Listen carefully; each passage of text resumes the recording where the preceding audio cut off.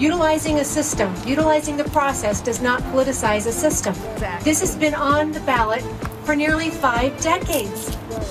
So tell me, in your best way, how we can get around the Iowa Constitution. I definitely believe Justice Wiggins should be held accountable. We're going to try to encourage all these groups, all these organizations, all these private individuals, and to vote no on Wiggins November 6, 2012. It would be irresponsible of us as a people not to finish this. And we took care of 3, we got 4 more to go to finish the job. So tell me, in your best way, how we can get around the Iowa Constitution. There is no such thing as an activist judge. We can get around the Iowa Constitution. I say throw him out. We can get around the Iowa Constitution. Throw him out. And you need to vote no on Wiggins because we're for the preservation of freedom.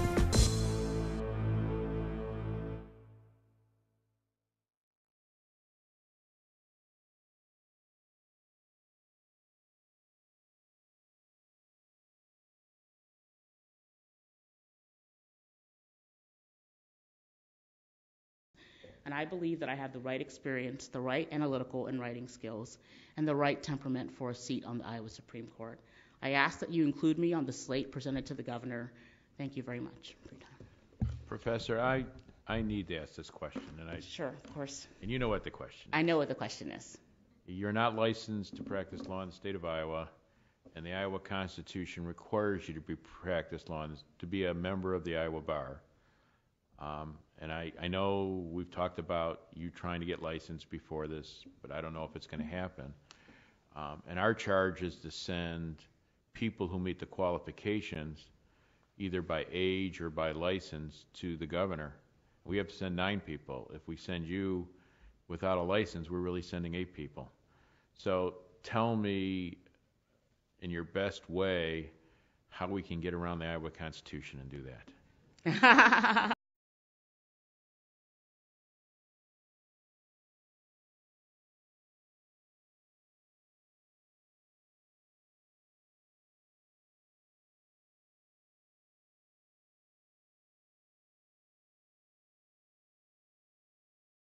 Truth will stand in the light of day.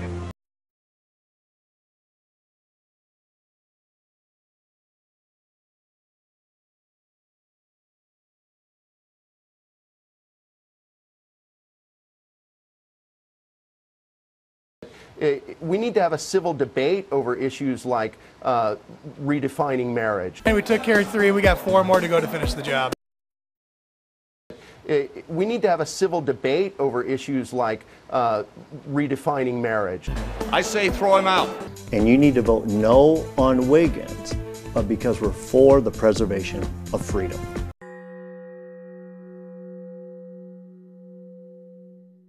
Well, if I were making the argument, the Iowa Constitution, I think, requires that I must be a member of the Iowa Bar before I become appointed. And I am confident that that would happen, that this would come through before I'm appointed. I can tell you there's a 2-step process.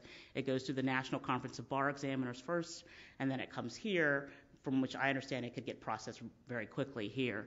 The National Conference of Bar Examiners, everything is in except for my criminal history check, and I actually think Iowa's what's missing. I don't have a record. It should come back quickly, and once they have all that information, they can send it, and Dave Ewart can see it the very next day. So I'm confident, I'm fairly confident that it will happen in a timely fashion, and hopeful, very hopeful that it will happen before you begin your deliberations. And if it does, I'll be glad to swear you in. Any other questions? Mr. Fitzgibbons. Good morning. Thank you for being here. You do certainly bring some unique characteristics and talents to the pool of qualified people that come to see us. And you're a law professor. I've had a chance to look at your journal articles. You've been published in 2 of the most prestigious law review journals in the country. And you're a professor, which is a bit different than perhaps the vast majority of candidates. I've been concerned, and I think many people are concerned about the lack of women on our Iowa Supreme Court. In fact, some would tell you it's akin to an embarrassment.